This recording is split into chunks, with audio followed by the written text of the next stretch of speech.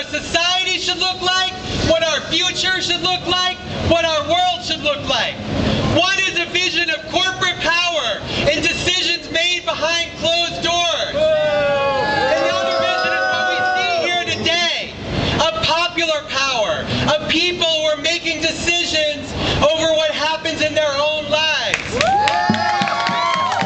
Decisions for equality, for justice, decisions that respect those voices of those that don't have money, that aren't invited to the private parties and the private rooms. And that's why we're here today, right? I just came from inside that courthouse right there and listened as the verdicts were read, one after another, and the police officers who killed civilians on Danziger Bridge. It was 25 guilty verdicts, and it was a moment of closure to hear it in there, and it was such a good moment. I know that not everyone was there for that. I think we need to go through that again. So one by one, for those 25 counts, I want to hear guilty. Count 1. Guilty. Count 2.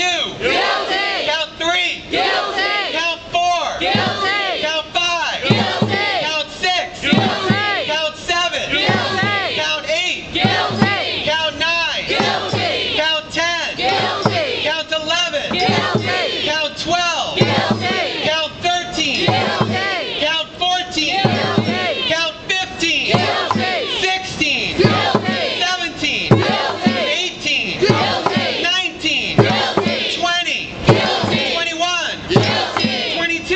Guilty. 23. Guilty. 24. Guilty. 25. Guilty. Now let me just say, I am a prison abolitionist and I do not celebrate anybody going to prison.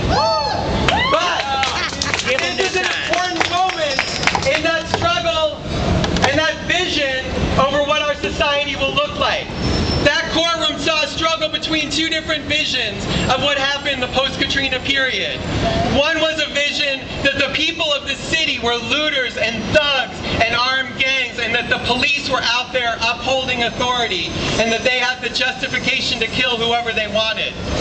The other vision was that the people were the ones that we could rely on. The people were the ones that were doing the rescuing. The people were the ones that were freeing people.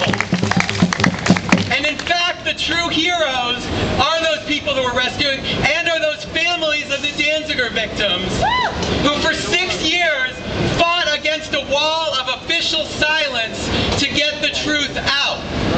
And right now, we are like them, fighting against this wall of official silence.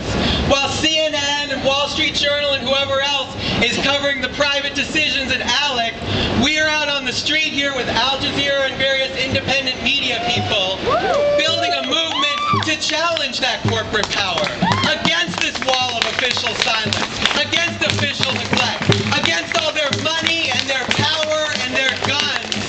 We are building a movement based on our power of taking the streets and taking power and building a more just and equitable world. So I want to know one more time, who is with me in building this movement to challenge that power? A movement strong enough so that ALEC will no longer be relevant.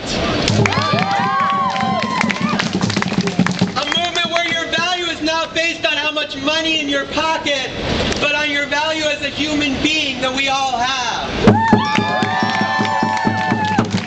A world of labor rights, environmental rights, immigrants' rights, LGBT rights, a right to be free from police violence and law enforcement violence and a prison industrial complex that is a continuation of a system of slavery. So one more time, up with justice, up with liberation, up with freedom, down with ALEC.